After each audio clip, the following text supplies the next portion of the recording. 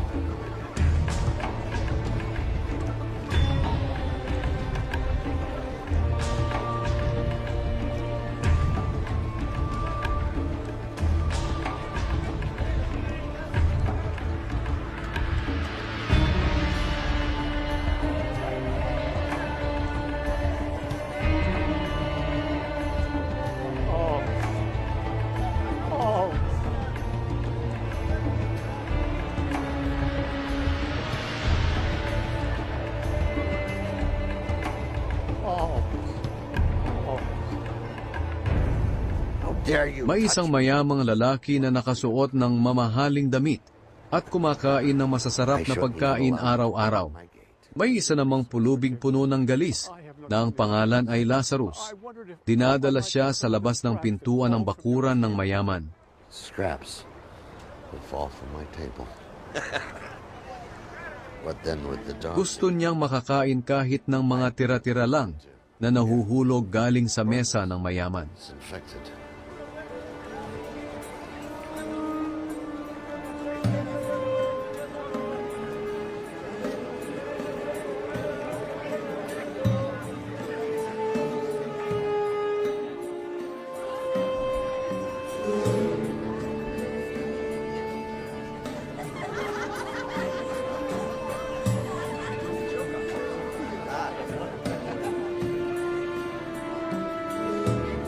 He's finally here!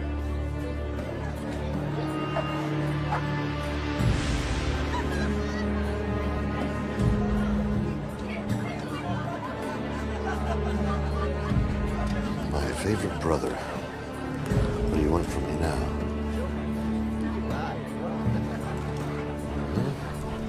We've spared no expense today. I can see that. There was a rich man who dressed in purple and fine linen and lived in luxury. At his gate was laid a beggar named Lazarus, covered with sores, and longing to eat what fell from the rich man's table.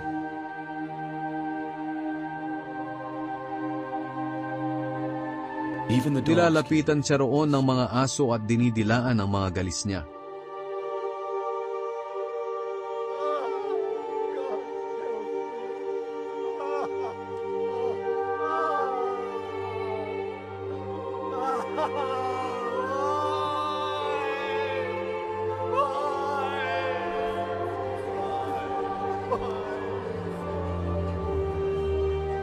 and the time was fulfilled, Namatay ang pulubi at dinala ng mga anghel sa piling ni Abraham. and passed from Namatay din ang mayaman at inilibing.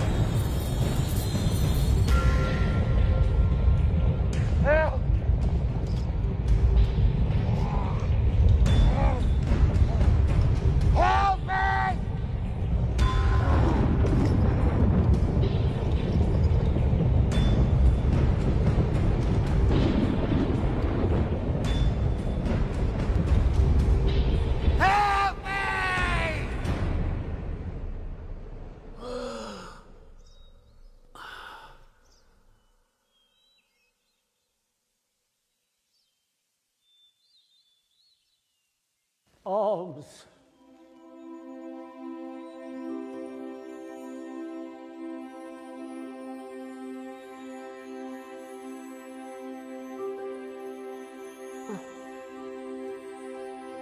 Welcome.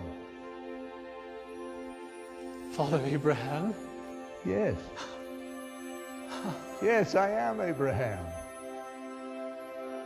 Welcome to paradise. Paradise? Yes, Lazarus. Paradise!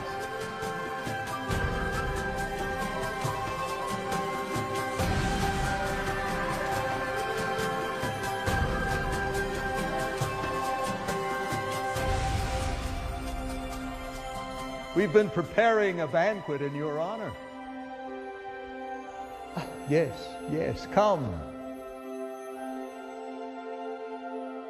At habang nagdurusa siya sa lugar ng mga patay, nakita niya sa malayo si Lazarus na kasama si Abraham. Kaya tumawag siya, "Amang Abraham." Father Abraham! "Maawa kayo sa akin."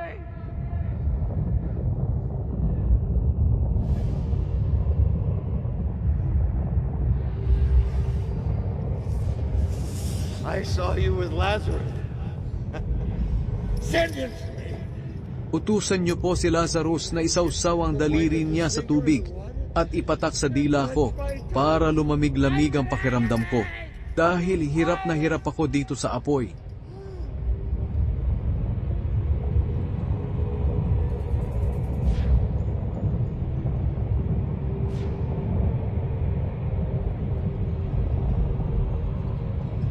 Pero sumagot si Abraham, "Anak, alalahanin mong noong nabubuhay ka pa sa lupa ay mabuti ang kalagayan mo. Pero si Lazarus ay hirap na hirap. Received his bad things. Ngayon naman ay inaaliw siya rito at ikaw naman ang nahihirapan." Isa pa, hindi maaari ang sinabi mo dahil may malawak na bangin sa pagitan natin. Ang mga nandito sa amin na gustong pumunta riyan ay hindi makakatawid at ang mga nariyan sa inyo ay hindi rin makakatawid dito.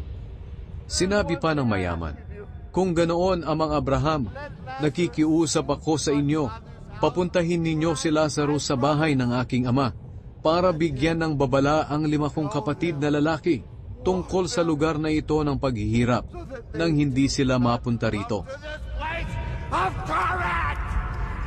Sumagot si Abraham, "Nasa kanila ang mga isinulat ni Moises at ng mga propeta.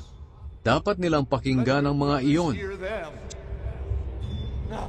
Sumagot ang mayaman, "Hindi po sila makikinig doon, Amang Abraham. Pero kung may patay na mabubuhay at pupunta sa kanila, magsisisi ang mga iyon."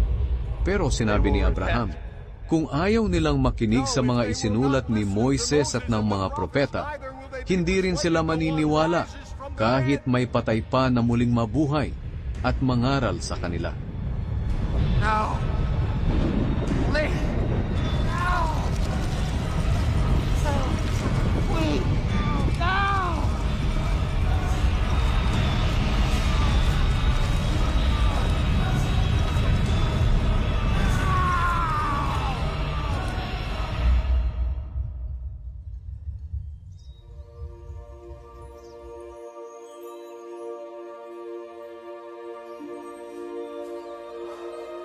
Lazarus, come to the place your father has prepared for you.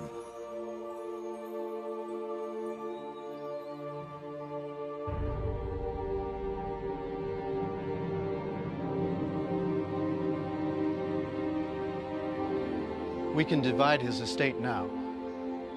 We'll all be rich. That is what he would have wanted. Where do you think he is now? He was rich in this life. I'm sure he'll be rich in the next.